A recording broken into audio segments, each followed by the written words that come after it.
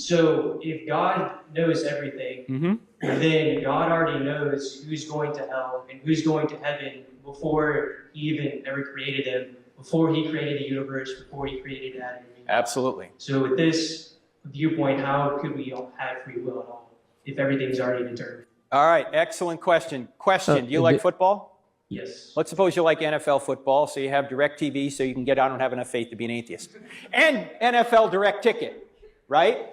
So you can watch all the games on Sunday. One Sunday you're away from the TV, but you record the games that you want to watch later.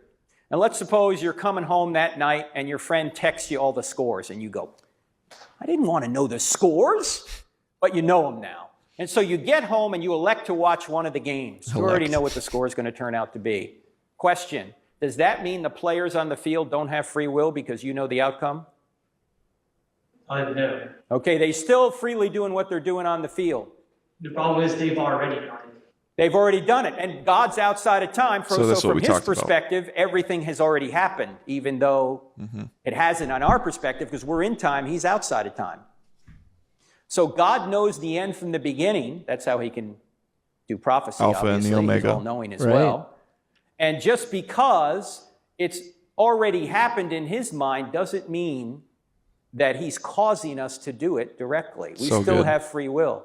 When God created you, if you're a believer, he knew you would be a believer. When God created Richard Dawkins, he knew Richard Dawkins would be an atheist, but you freely chose to be a believer, and Richard Dawkins freely chose to be an atheist. And so God is just. Just because you know, just because he knows what's going to happen doesn't mean that we don't have free will. Does that make sense? A little bit makes sense. See, okay, well, what I don't understand is how it doesn't make sense. I mean, unless you're set to believe something that you want to believe. I think the question that would be more profound than if he knew that they wouldn't make those decisions, why did he create them? Well, they were already in that process, like God created them, and he created the system of even giving a soul. Like he loved them. He's trying to draw them. He attempts to draw them, and they choose not to.